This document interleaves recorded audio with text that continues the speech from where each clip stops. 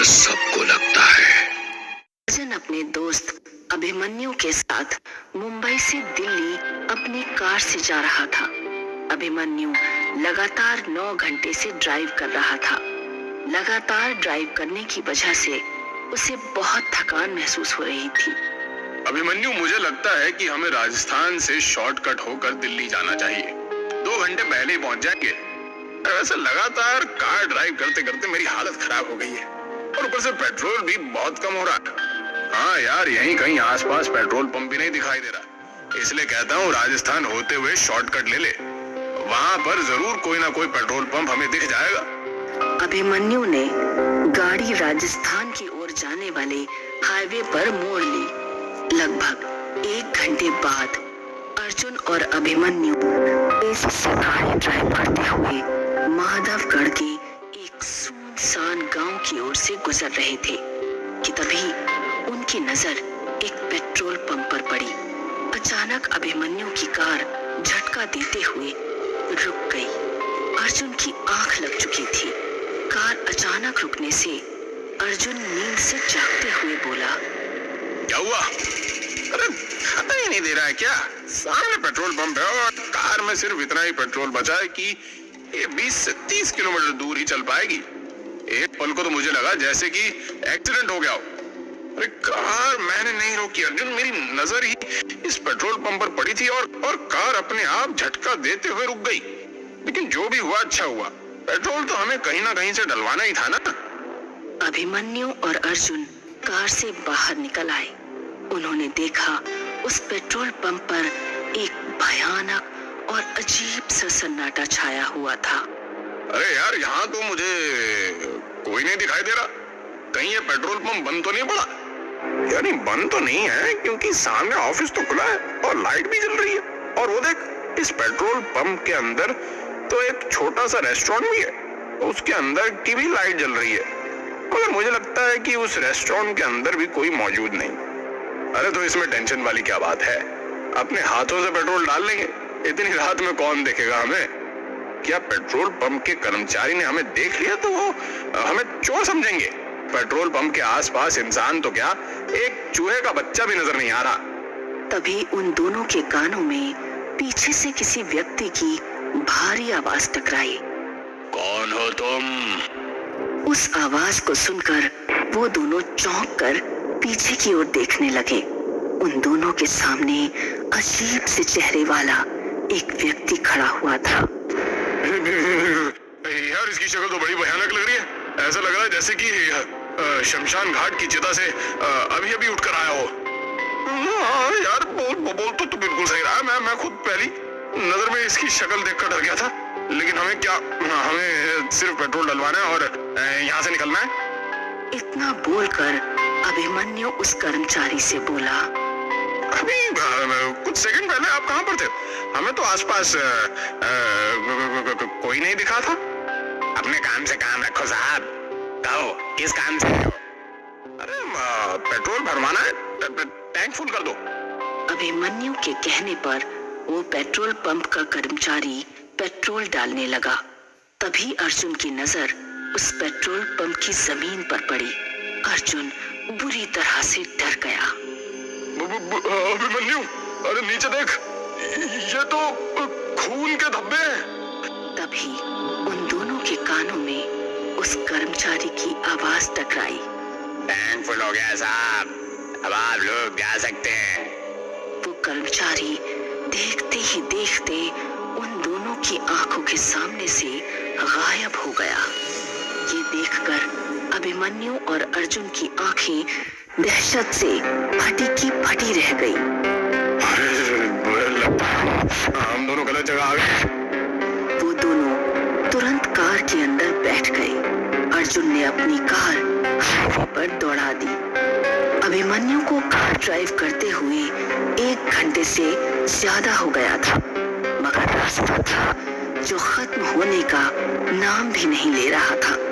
तभी अचानक अर्जुन की नजर एक और पेट्रोल पंप पर गई।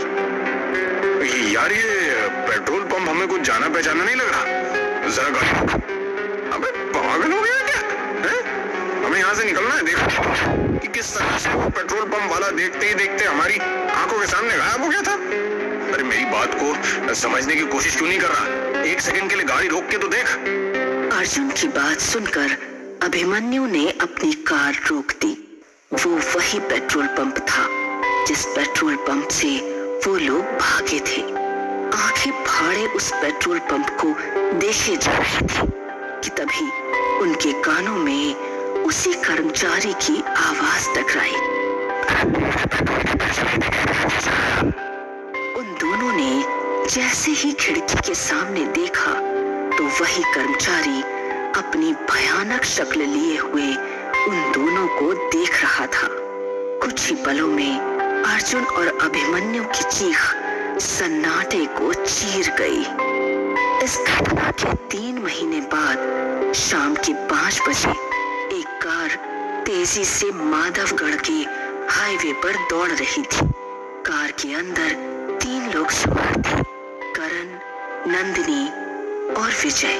वो तीनों पुलिस वाले थे जो 3 महीने पहले लापता हुए अर्जुन और अभिमन्यु की जांच कर रहे थे।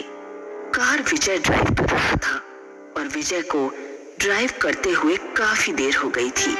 यार, पीछे हम पिछले 6 घंटे से इस हाईवे पर अपनी कार को दौड़ा रहे, मगर यहाँ तो सन्नाटे और वीराने के अलावा कुछ भी नहीं है।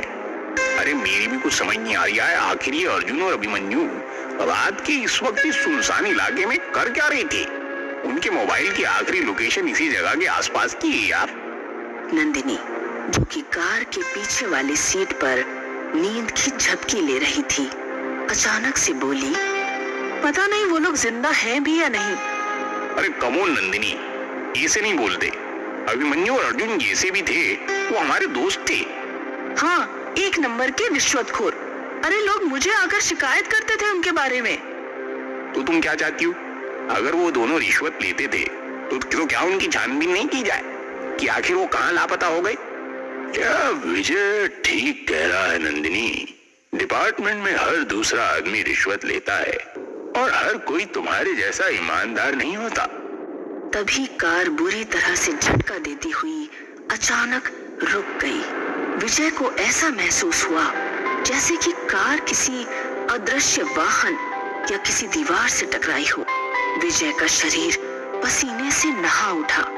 करण और नंदिनी भी बुरी तरह से घबरा गए। क्या हुआ? कार किससे टकराई? नहीं नंदिनी, कार अचानक झटका देते हुए रुक गई। तभी करण की नजर एक पेट्रोल पंप पर पड़ी। यार वो देखो, सामने पेट्रोल पंप है। क्यों ना हम उस पेट्रोल पंप पर जाकर पूछताछ करें? करण सही कह रहा है विजय। कार पेट्रोल पंप के ठीक सामने रुकी थी। विजय, करण और नंदिनी कार से उतर गए और उस पेट्रोल पंप के अंदर चले गए। पेट्रोल पंप पर कुछ लोग मौजूद थे। वो तीनों पेट्रोल पंप के अंदर बने हुए एक रेस्टोरेंट के अंदर घुस गए।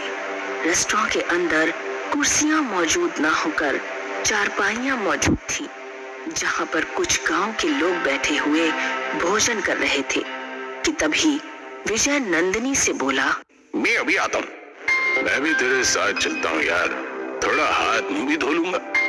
नंदिनी वहां पर अकेली थी और वहां मौजूद लोगों को देख रही थी। नंदिनी एक पुलिस वाली थी। तभी नंदिनी के सामने एक अजीब सा दिखने वाला व्यक्ति आकर खड़ा हो गया। खाने में क्या लेंगी आप? फिलहाल तो मुझे 1 कप चाय की जरूरत है। 1 कप चाय ले आओ। कुछ देर बाद वो लड़का नंदिनी को चाय देकर चला गया। उसने देखा कि कप के अंदर किसी इंसान की कटी हुई उंगली थी। नंदिनी चीखती हुई उस रेस्टोरेंट से निकलकर भागने लगी। अरे क्या हुआ नंदिनी, तुम इतनी घबराई हुई क्यों हो? और ये तुम्हारे माथे पे पसीना के साथ? ये पेट्रोल पंप अजीब सा है करण। इतना कहकर नंदिनी एक ही सांस में सारी घटना उन दोनों को बताने लगी। नंदिनी की बात सुनकर वो दोनों नंदिनी को बहुत गौर से देखने लगे। अरे लगता है तुम्हारे ऊपर थकान हावी हो गई है। करण और विजय ने जब अंदर जाकर देखा तभी रेस्टोरेंट के अंदर मौजूद लोग एक साथ भयानक हो गए। देखते क्या हो, अपनी जान बचाकर भागो यहाँ से। करण और नंदिनी फुर्ती से वहां से निकल गए, मगर विजय नहीं निकल सका। विजय की दर्दनाक चीख सन्नाटे को चीर गई। हमें जल्दी से अपनी कार में बैठना होगा। कार में कैसे बैठेंगे नंदिनी? कार कहीं आसपास नजर ही नहीं आ रही है। क्या मतलब नजर नहीं आ रही है? यही तो खड़ी थी, कहाँ गई? अरे हम दोनों को अब बातें करने में अपना वक्त बर्बाद नहीं करना चाहिए। जितनी तेज भाग सकते हो मेरा हाथ पकड़कर भागो। वो दोनों उस पेट्रोल पंप से दूर भागने लगे। वो दोनों बहुत देर तक हाईवे पर दौड़ते रहे। उन दोनों की सांस फूलने लगी। तभी नंदिनी चीखती हुई करण से बोली, अब तो उसी जगह वापस आ गए हैं करण। ध्यान से देखो, हम दोनों ने यहीं से तो भागना शुरू किया था। वो सामने पेट्रोल पंप है। करण की सांसें हलक में अटक कर रह गई। वो ठीक उसी पेट्रोल पंप के सामने ही थे। तभी उन दोनों के कानों में विजय की आवाज टकराई। अरे तुम दोनों मुझे अकेला मरने के लिए छोड़ गए। विजय एक भयानक शक्ल में क्रोध भरी नजरों से उन दोनों को देख रहा था। तुम दोनों को मुझे भी सांस लेकर चलना पड़ेगा। तभी उन दोनों के कानों में अर्जुन और अभिमन्यु की आवाज टकराई। विजय सही कह रहा है। तुम दोनों विजय को रेस्टोरेंट में अकेला छोड़कर भाग गए। करण और नंदिनी ने देखा तो उनके सामने अभिमन्यु और अर्जुन भी अपनी भयानक शक्ल लिए हुए खड़े थे। अचानक अभिमन्यु ने करण की गर्दन उसके धड़ से अलग कर दी और उसका सर नंदिनी के पास फेंक दिया। नंदिनी चीखती हुई अपने शरीर की पूरी ताकत लगाकर दोबारा भागने लगी। उसकी सांस फूल रही थी, मगर उसने अपने कदम नहीं रोके। कौन हो तुम? नंदिनी ने एक ही सांस में कांपते हुए सारी घटना उस बूढ़ी स्त्री को बता दी। अब तुम यहाँ से नहीं जा सकती बेटी। क्या मतलब मैं यहाँ से नहीं जा सकती? बड़ी बेवकूफ लड़की हो। तुम तीनों उसी वक्त मर चुके थे जिस वक्त तुम्हारी कार झटका देते हुए रुकी थी। वो कार रुकी नहीं थी, बल्कि उस कार का एक्सीडेंट हुआ था। क्या बकवास कर रही हो तुम? कार का एक्सीडेंट कैसे हो सकता है? बूढ़ी स्त्री नंदिनी का हाथ पकड़कर वो एक कार के पास ले आई। गौर से देख इस कार को लड़की, ये किसकी कार है? नंदिनी उस कार को फटी फटी आंखों से देखने लगी। वो कार उसी की थी। उसने देखा उसकी विजय और करण की लाशें पड़ी हुई थी। तुम तीनों की मौत यही हो गई थी। इस पेट्रोल पंप को देख रही हो? ये हॉन्टेड पेट्रोल पंप है, भूतिया पेट्रोल पंप। इस पेट्रोल पंप पर जो भी आता है हमेशा यहीं पर कैद होकर रह जाता है, और यहाँ जो भी वाहन आते हैं अदृश्य हो जाते हैं। तुम्हारी कार किसी एक अदृश्य वाहन से टकराई थी। अगले दिन न्यूज़पेपर में नंदिनी, विजय और करण की फोटो छपी हुई थी और सभी जगह चर्चा थी कि एक बार फिर उसी हॉन्टेड पेट्रोल पंप पर 3 लोग लापता हो गए। ये क्या रहस्य है, कोई नहीं समझ पाया, और शायद कुछ रहस्य हमेशा रहस्य ही रहते हैं।